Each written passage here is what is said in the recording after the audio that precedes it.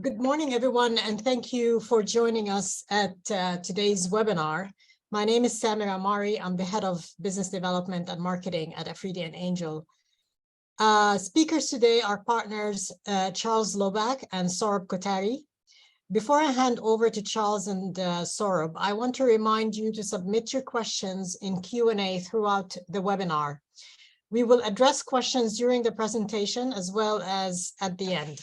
The webinar is recorded and a recording will be posted on our website next week and shared with all of you. Thank you again for joining us, and over to you, Charles. Thank you very much, Samira, and welcome to everyone. Thank you for joining us today. Could you go to the next slide, please? We are both partners in Afridi and Angel. Our firm has been here in the UAE since 1975, so we're coming up to our 50th anniversary, and we've been advising corporates on doing business in this part of the world for a very long time. Both Saurbh and I have been in the UAE for well, more than a decade each, and so we're happy to bring our experience and perspective to bear today. And again, thank you for your participation and for your attention. The labor law of the UAE, when I arrived here, it was the 1980 labor law. Even back then, it was kind of an old statute, and it's been a bit clunky all of these years, but we've managed to work under it. It did provide some clarity on some issues, but some lack of clarity on others. And it was replaced entirely by the new statute, and we're going to talk about that next. I'm going to hand it over to Saurbh now to discuss the new labor law and the regulations, at least in a general sense, and we'll go from there. Saurbh? Next slide. Hello, everyone. The new labor law, which came into effect last year on February 2022, has revamped some of the provisions from the old labor law. Pursuant to the new labor law, various other regulations and ministerial decisions have been passed to further regulate specific areas, further provide guidance on general rules and implementation of the labor law. New regulations and decisions continue to be passed to further expand the scope and applicability of the labor law and provide further guidance on specific areas of the law throughout the year, and they continue to come in. Next slide. Under the new labor law, all employment contracts are required to be for a specific duration. The old labor law provided for specified and unspecified duration employment contracts. But under the new law, now all unspecified term contracts are required to be converted into specified term employment contracts. Now, the deadline to convert these contracts was 1st of February 2023. However, this deadline has now been extended to 31st December 2023. Next slide. Okay, thanks, Saurbh. Now, even though the new labor law requires that all contracts must be for specified terms, that doesn't mean you're locked into a labor relationship for that entire specified period of time, because the labor law does allow for contracts to provide that they may be terminated with notice. Okay, and this was also in the old labor law, but now it clearly applies to specified term contracts, and it clearly is the general rule. A specified term contract with a notice provision may provide for termination with as little as 30 days notice and as much as 90 days notice. The labor law does not permit some executive employees in the old labor law would have contracts that had like 6-month or even 12-month notice provisions. That is no longer the case. The maximum notice period now is going to be 90 days, and you can't have an official formal employment contract registered with the ministry unless it complies with those requirements. Now, there is a bit of as Saurbh mentioned, the requirement to bring in the specified term contracts for your entire workforce. It actually kicks in at the end of this year, 2023. It's been extended. So in the meantime, some of the employers out there in the market are going to have some unspecified term contracts that remain in effect. And there are special transitional provisions in the labor law that apply to these, legacy unspecified term contracts. And in particular, if an employee has been serving more than 10 years, then you must, as a matter of statute, give that employee at least 90 days notice of termination. If an employee has been serving more than 5 years, but not more than 10 years, it's 60 days. And then for an employee who's been serving up to 5 years, it's 30 days notice, which was the old rule anyway, at least 30 days notice for termination. So bear in mind that these longer notice periods do apply by force of statute in respect of any of the old legacy unspecified term contracts you might still have between the employer and members of the existing workforce. This will be, I guess, phased out, I expect, phased out once the law kicks into effect completely at the end of this year. But for the time being, these statutory notice periods are going to be applied to the benefit of employees who've been serving for a long time. Next slide, please. Over to you. So Article 44 of the labor law provides for grounds for termination of employment without a notice. Now, this article is similar to Article 120 under the old labor law. The grounds for termination provided in this article are in the nature of disciplinary nature. For example, if an employee has forged a particular document, or he has failed to follow workplace safety requirements, or if he has assaulted another employee at the office. Now, under Article 44, where an employer wants to terminate the employment of an employee, he must conduct a written investigation and provide the grounds for termination and a justified reason for termination in writing to the employee. Next slide. Okay. There's a major change in the labor law as opposed to the previous statute that relates to the calculation of end of service gratuity. And one of them, it relates to the Article 44 terminations. Previously, if an employee was given notice of termination under Article 120 for cause, one of these egregious cases of misconduct, then the employee would lose the employee's end of service gratuity. And that was, that's no longer continued. So today, if an employee is terminated, even for one of these reasons, the gratuity remains. In fact, the gratuity remains in almost every circumstance nowadays.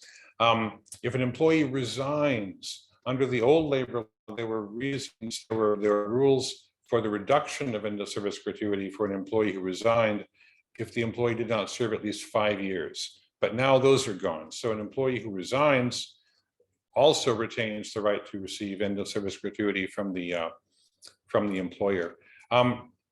Now, the basic rule for the calculation of end of service gratuity has not changed fundamentally, but there have been some tweaks. It is still a function of the employee's basic salary. And it is equal to 21 days of basic salary for each of the first 5 years of employment and 30 days of basic salary for each year after that. So it's just a question of, and it's the basic salary upon termination of services. So you look at the date of termination of services, which is the last day of the notice period, look at the employee's salary on that date, reach the basic salary, do the calculation, okay? In the old labor law, that is kind of how it went, but there were some differences. They didn't really define the salary in those terms. What they said instead in the old labor law was that the salary to be used for calculation of end of service gratuity was the employee's total salary minus allowances and in-kind payments. What were not addressed in the old labor law were things like commissions and bonuses. And those are now clearly kept out. So there's no more argument over which components go into the end of service gratuity calculation and which ones do not. It is only basic salary. That ambiguity, that gray area in the old statute is not continued. So there's a lot of clarity here, a little bit in favor of employers and not employees in that sense. in the old labor law, there is a provision, Article 140 and Article 141, that allowed for employer, in some cases, for employer savings and pension schemes to replace the obligation for end of service gratuity. Now, that specific provision is no longer there. And however, the statute does provide it will be addressed by regulations. Those specific regulations on the effect of pension and savings plans have not yet been promulgated. So we're not entirely sure what the result is going to be.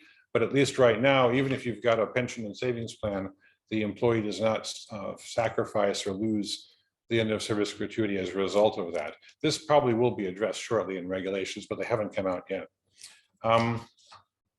Now, next slide, please. There are some more changes that have been made to the work week. And those are probably changes that you've all had to deal with because most of the employers in the UAE switched over early 2022. 5-day work week, Monday through Friday, basically a 40-hour work week. But it's worth bearing in mind something, and that is that this is not required by the labor law. It's permitted. Okay, under the old labor law, you had to give the employees a day off, and it had to be Friday. Okay, now the labor law just says you've got to give employees at least one day off a week, but it doesn't have to be Friday. Okay, and most employers have gone to the Saturday, Sunday weekend, but again, you don't need to do it if it doesn't suit.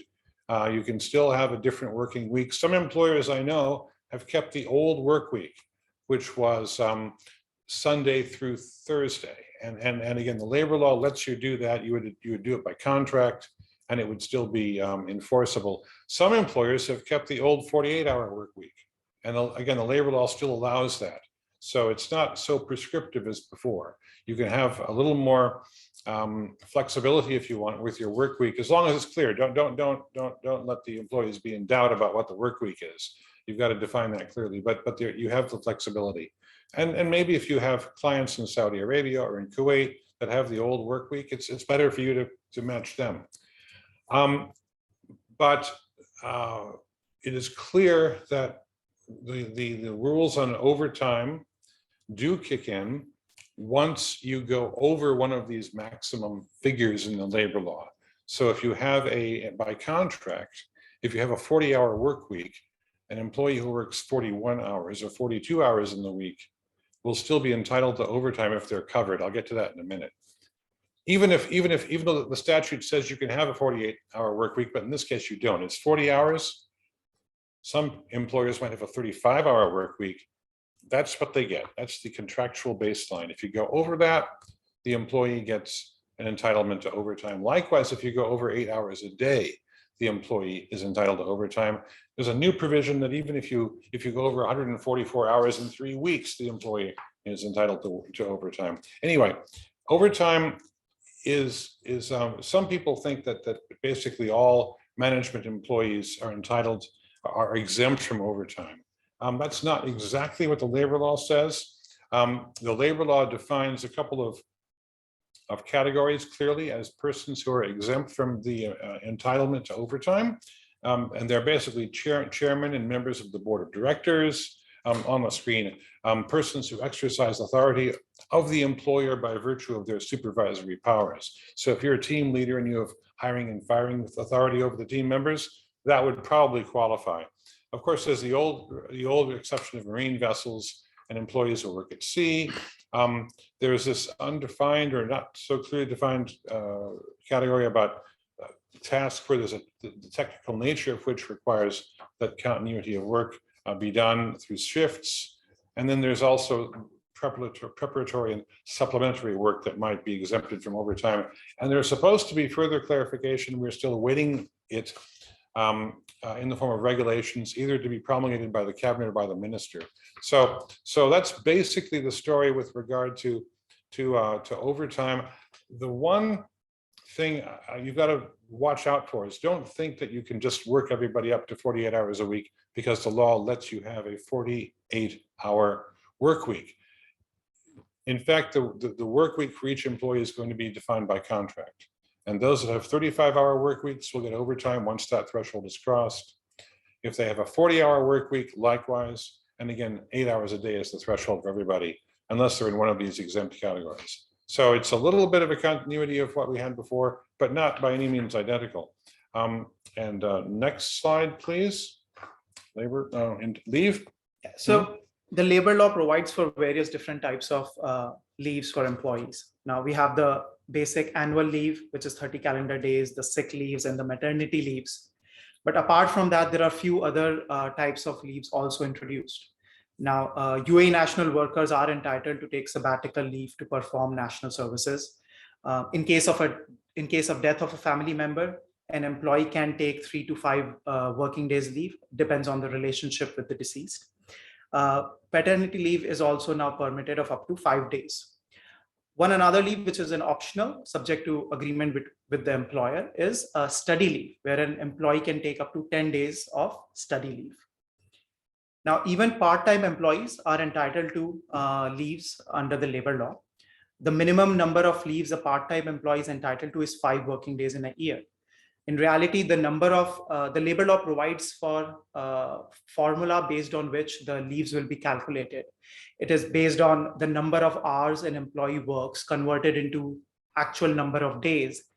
And then following the criteria mentioned in the law to calculate the actual number of leaves a part-time worker is entitled to. Now, under the labor law, employees are entitled to carry forward their leaves to the following year, subject to not more than half of those leaves. Either they can be carried forward, or the employer and employee can agree for cash allowance for those leaves. Now, in case of termination of an employment, the unutilized annual leaves, an employee is entitled to get cash allowance for that. But the calculation of cash allowance for unutilized annual leaves will be based on the basic salary and not on the full salary of an employee. Next slide. Saurbh, sorry, can I just, there's a question on leaves. I thought maybe we'll just raise it now. Are female workers eligible for the 5-day parental leave on top of the maternity leave? Yes, I think the labor law provides the 5-day leave is for husband or wife both. So this is in addition to the maternity leave of the employee. So it can only be taken by one or the other, by the wife or the husband, and not both? Not. Well, no, practically, I think both can take it. I think chances of both working at the same organization is, the law does not go into that detail. Okay. But I think both can separately take it. They are entitled to take it. The law provides for a period within which those are required to be taken. Okay, thank you. Thanks. Is there another question, or shall I continue? No, continue, Charles, please. All right, discrimination. This is only just one slide. I want to raise the issue just very briefly. The labor law, of course, was amended before the new one came in, and those provisions against discrimination in the workplace have been continued. And there are several different criteria that an employer is not permitted to use as a basis to distinguish among employees: race, national origin, gender, religion, I believe, caste, and a few other categorizations. They're all listed out in the labor law. And the prohibition against discrimination it applies even before, it applies to recruitment. So your hiring decisions cannot be based upon one of these discriminatory categories. The way you treat employees at the workplace cannot be based upon these discriminatory categories. The way you assess performance, the way you handle matters like promotions and raises and termination of services cannot be based upon these kinds of discriminatory categories. Termination in particular is, for a discriminatory reason, is prohibited expressly in the labor law, and that would expose, I think we're going to talk about this later, will expose the employer to damages for wrongful termination. So, I mean, I remember years ago, it used to be the case that this obligation to treat employees equally kicked in only when the employer-employment relationship began. But that's not really true in terms of discriminatory practices. Now it extends well beyond that to hiring. before the employee becomes an employee, the employee has the right to be treated fairly and not in a discriminatory fashion. So that is basically what I wanted to say about discrimination. It's been around for, I think, since 2014, roughly, if I recall. So it's in the new labor law. It is a continuation of previous provisions of the amended prior labor law. And it's a fairly, I don't think, you still have practices in the market that look like they're discriminatory. You see ads in the paper, wanted, what do you see? Male Indian clerk, right? You're not really supposed to do that. But you still see it. It might be a little bit of time before the market achieves complete compliance with the requirements of the labor law. But that's kind of it is very much a requirement of the law, and employers are advised to follow it strictly. Okay, next slide, please. Now, a non-compete provision commonly seen in all employment contracts is required to be limited in terms of the geographic scope. For example, Dubai or any one of the free zones of UAE or UAE as a area. It should be limited to the nature of work which could harm the employer, and it should be limited in terms of the duration, either 6 months, 1 year, or maximum of 2 years, which is permitted by law. All these factors should be limited to protect the legitimate interest of an employer. They should not be too broad such that it prohibits an employee from seeking employment, but to protect the legitimate interest of an employer. Now, non-compete provisions will not be applicable in certain scenarios, such as if the employment was terminated if the grounds of termination could be attributable to the employer himself, if the employer failed to comply with the provisions of the law or the employment contract, and during the probation period, if the employment is terminated, then non-compete provisions are not applicable. Now, there are certain job categories also, which will be decided by the Ministry of Human Resource and Emiratization, where non-compete provisions will not be applicable. Now, one other provision which is interesting in non-compete provisions is that the new employer or the employee, subject to an agreement with the previous employer, can decide to pay a compensation of up to 3 months of employee's salary, which he was receiving from the previous employer, and agree to waive the requirement of non-compete. Practically, we have not seen that in the market, but it'll be interesting to see if it's really implemented. One of the things to keep in mind in non-compete provisions is that while employers write that in their employment contract all the time, it is not as easy to enforce against the employees. UAE courts generally do not grant remedies of where they can stop an employee from joining a new employer. So in case an employee feels aggrieved by an employee joining a new employer and breaching non-competitive provision, the employee will need to sue the employer. The employer will need to sue the employee for damages, which are often very difficult to prove. So this is something which employers should keep in mind while trying to enforce non-compete provisions. Next slide. Okay, thanks. So, all right, a lot of you have probably been following the news, and the labor law now provides for a very, very wide category of labor permits, many different categories, many more than before. And these are often tied to specific types of visas. And again, previously, you basically had, you began with only one kind of visa. There would be an employer-sponsored residence visa for the employee. You had this model where an employer would sponsor the employee's visa in the UAE and obtain a labor permit for the employee. And it was not the case that employees could work for other employers, either full-time or part-time. If you changed jobs, you had to change visas. And that's kind of how it was. There were special dispensations for persons who were sponsored by their head of households, spouse labor permits. You could hire a spouse without sponsoring the person's residence visa. But the basic rule was that labor and residency were tied. And that's not the case anymore. And to kind of reflect that, the labor law and the immigration regulations have provided for many, many different categories of new labor permits, and in some cases, visas to go with them or not to go with them. You know, they're quite different categories. Now, I'm not going to read all of these different labor permit types to you, but I've taken these from the regulations.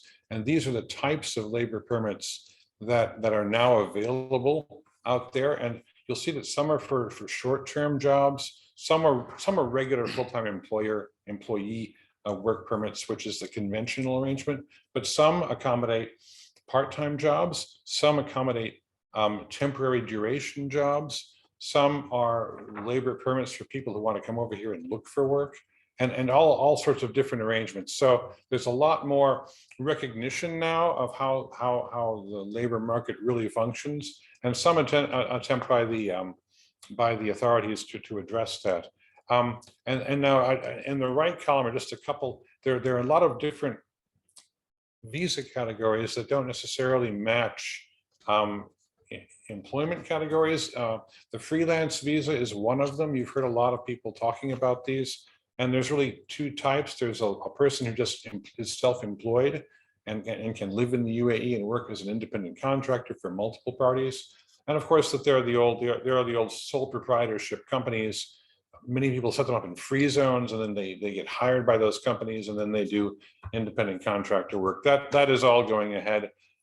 There are special provisions on employment agencies in the labor law. These are agencies that, of course, bring in personnel under their own sponsorship and then deploy them to their clients on a secondment basis. And there are special rules for that and for how someone holding a labor permit by this company can work in this company's workplace, things like that. Job sharing, it's even possible to have employees who are working for multiple employers, but there are regulations to follow and there are guidelines to follow. So the labor law has become more complex, more flexible, which I think reflects developments in the market. But it's also a little, you've got to make sure you actually follow the rules for all these different visa categories, because there are now accommodations for these types of visas. It is important to follow the specific rules for each category. So it's more complex, more realistic, but you know, compliance burden is a little bit more burdensome than before, perhaps. Okay, Saurbh, over to you. Next slide.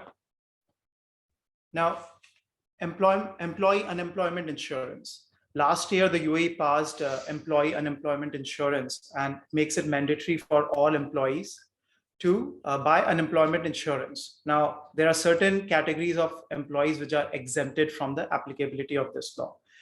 Now, currently, the law came into effect in the beginning of this year, and by 30th June 2023, all employees are required to subscribe to the unemployment insurance scheme.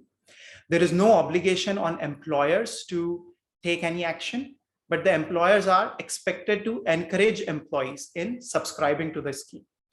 Now, if employees fail to subscribe to the scheme, there are certain penalties which will be levied on the employees.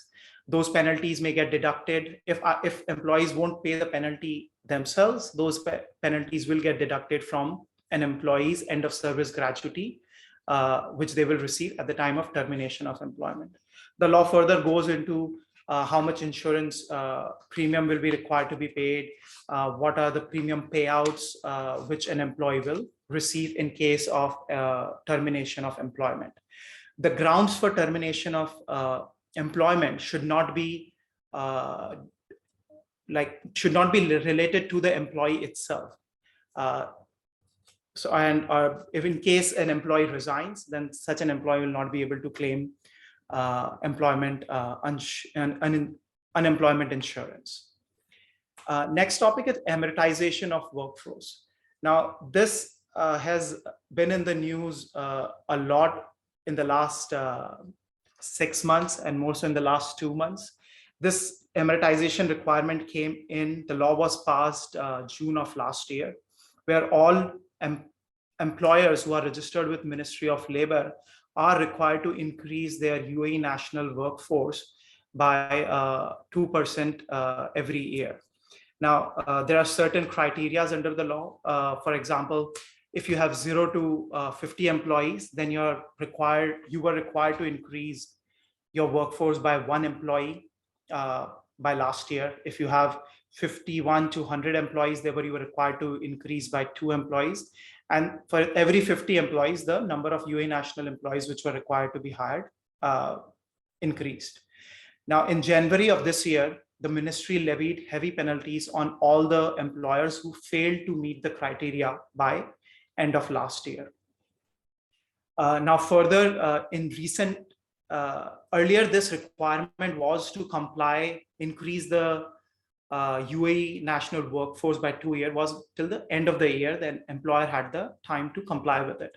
But in recent update on this law is now employers are required to comply with this requirement every 6 months. So by end of June, employees will be required to further increase their UAE national employment quota by 1%, and then another 1% by the end of this year. Now, one thing to keep in mind is that this is an increase in UAE national employees. So if you already hire employees who are UAE nationals, they may not satisfy the requirement of complying with the UAE Emiratization law. So this is something which all employers should check with Ministry of Human Resource and Emiratization to make sure that they have clarity on the requirements which they need to follow so that they can avoid the heavy fines on this. Next is employee safety. Employee safety is obviously one of the key aspects which are covered by labor law. Apart from the labor law, UAE authorities have passed ministerial resolutions which talk about how to regulate work safety at workplace injuries, and certain occupational diseases. Next slide. Yeah, next slide. Okay. And sorry, can I stop you? There's a couple of questions just in relation to Emiratization and unemployment insurance. Basically, does unemployment insurance apply for free zone employees or not? And same for Emiratization. Do Emiratization requirements apply in free zones? So unemployment insurance does not apply currently to free zone, but we expect that the scope of this law will be extended to make it applicable on free zone. This is similar to wages protection system, which was introduced almost 10 years back, which was originally only with companies which were registered with Ministry of Human Resource and Emiratization. But slowly free zones on their own started applying a wages protection system. Similarly, we expect the unemployment insurance scheme also to be eventually applicable in free zones as well. But as of now, it's only applicable out where companies are registered outside of the free zones. Similarly, with Emiratization, the law is only applicable to employers who are registered with the Ministry of Human Resource and Emiratization. So free zone companies are not required to comply with the Emiratization law requirements. Okay, yeah. Thank you. Yeah, you can continue. We'll leave the rest of the questions to the end of the presentation now. Okay, yeah, the end is, we're going to finish up pretty quickly and get to questions. A few more topics just to highlight. The labor law does require, does have provisions on how a company and employer can adopt disciplinary measures, workplace rules. It's not just safety, but it's kind of how do you discipline? How do you make sure that you have a properly performing workforce? When these rules contain provisions for demotions or deductions from salary or termination of services, those are especially sensitive issues. And so it is a good idea to have the workplace rules filed with, approved by the Ministry of Human Resources. Those are just the kinds of discipline. If it's a general, we have a policy about, good workplace conduct and respect and HSC and all these things, and these can be very, very big policies. Those don't really need to be filed with the ministry, but when it's matters that can affect employee, workplace issues like disciplinary measures and deduction from salaries, it's a good idea to ensure these are enforceable, that they be notified to the ministry and approved by the ministry. That's just, I get the impression that many employers don't do this. And it's probably, because it's so, most employee handbooks are so bulky, but if you can at least have a subsection on workplace rules and discipline and deductions from salary and so forth, it would be good to file that with the ministry. There are suggested disciplinary measures that the ministry has promulgated, although they are kind of, most of our clients don't really like them. They're kind of clunky, kind of old school approaches to workplace discipline. But it's just an issue to bear in mind. Saurbh, talk about disputes. Next slide. Yeah. So in case if a company, for example, is going bankrupt, employees have a priority of claim over the assets of the company. Now, this could be amounts which are due to the worker or a worker's family member. Now, this priority of claim is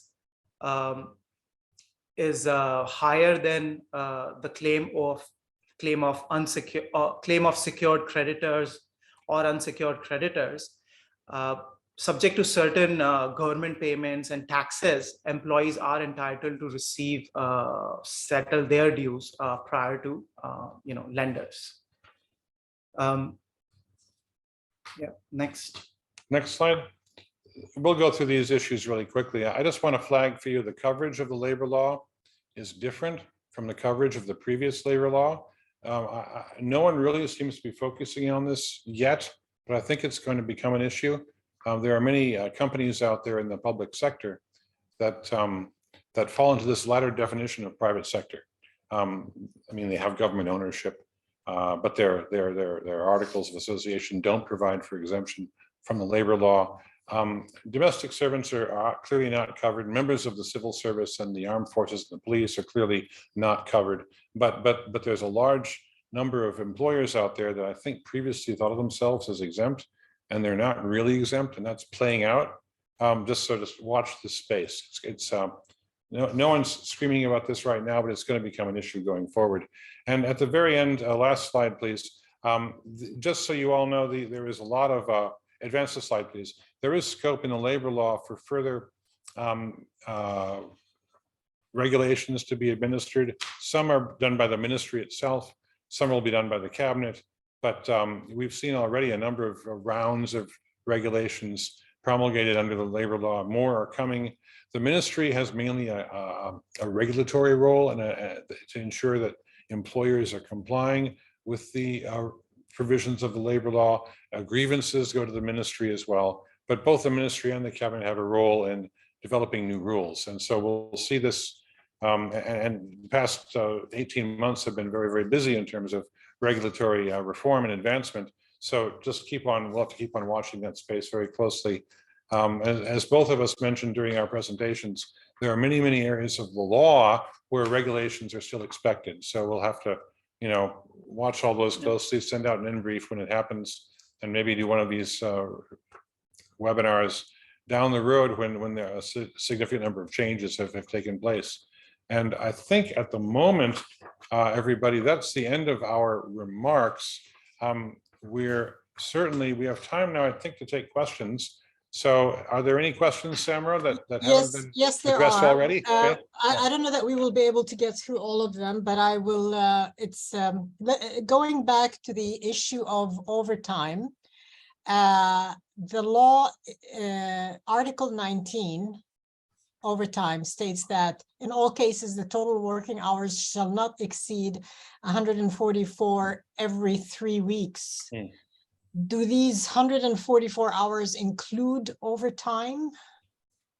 Yeah. I mean, if you work it out, that's for, well, it doesn't, it is 144 hours is a hard ceiling, okay? And if you work it out, that's 48 hours times 3. So if you have a 48-hour work week, it means 3 full work weeks, and you really can't go over that. So if you have a 48-hour work week, it basically means you really can't require the employees to work overtime at all. But if you've got a 40-hour work week, you've got some scope in there. I think what they want to avoid is putting employees under, too much stress of excess hours at one time. That's the clear intention of this. But yeah, 144 hours is everything. It's regular hours, it's overtime. You add it all up, you don't cross that threshold. It's a hard ceiling. Okay, thank you. Now, this question is on leaves. What if the employment contract and or company policy set a limit for the number of days that can be carried forward? Can a company set a limit for the number of days that can be carried forward year on year?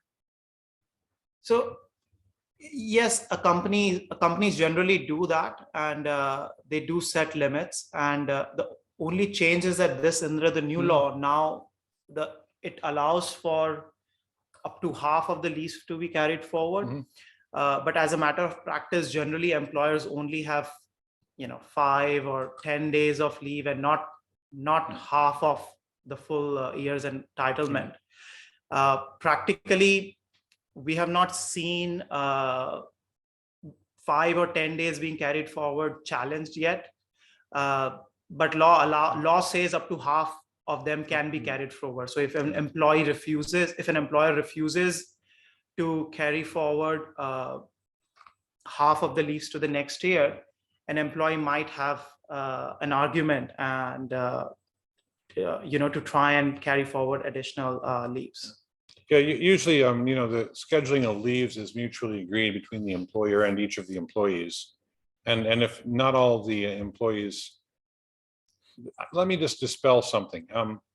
Sometimes clients ask us if the employees can forfeit their leave entitlement. And the answer to that is no. If they don't use their leave and they don't carry it forward, then they have to cash it in. It's just, so that is it. When the year is over, if a certain amount of leave is not used, you can carry forward up to half of it, and everything else has got to be cashed in. The employees do not lose the right to annual leave. It's either going to be given to them in kind or in cash. So this is really not the central issue. And I think they're trying to avoid the situation we had before, where sometimes employees would carry forward 2, 3, 4 years of leave. I mean, not a year's worth. So like 1 month, 2 months, 3 months, and take it all at once. That really is not encouraged any longer. In fact, the law says you can't do it. So if an employee could, I suppose, take 1.5 times the annual entitlement in the following year after having carried forward a half, you could do that. But the practice of taking forward huge amounts of unused leave is no longer permitted by the labor law. So it's not, and it was never a good practice. Not really. It makes scheduling leaves very, very difficult.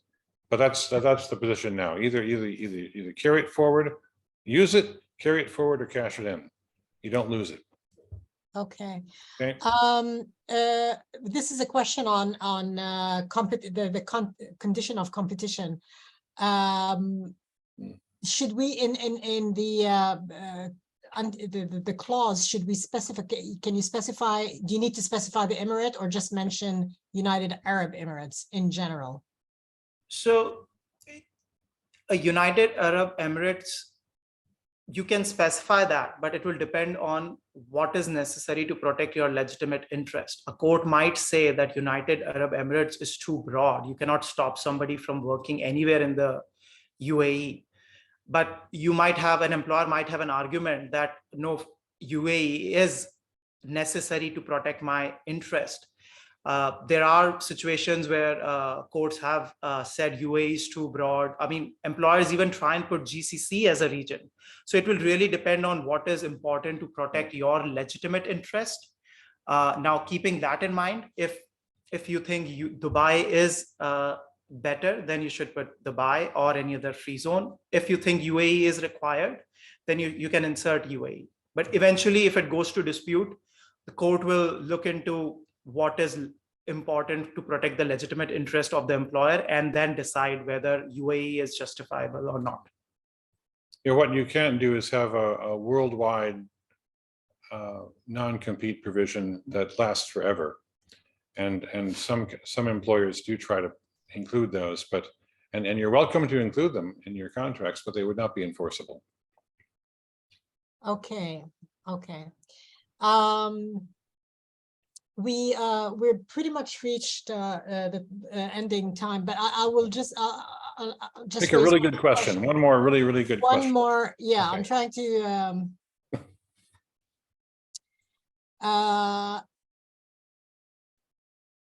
so this is just a kind of a, if does an employer that hires a golden visa holder still need to apply for Ministry of Human Resources labor permit? Yes.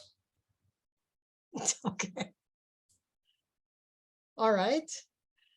Or green visa, any of those visas that don't require sponsors, any of those. Just like before, a visa for a spouse. You know, the husband or the wife sponsors the spouse's visa, and you hire that spouse, you got to get a labor permit. No difference. Yeah. Okay. All right. Well, we still have a few questions that haven't been answered. What we'll do is we will answer those offline and send them to you, send them to all of you. But thank you very much, everyone, for joining us. Thank you, Charles and Saurabh.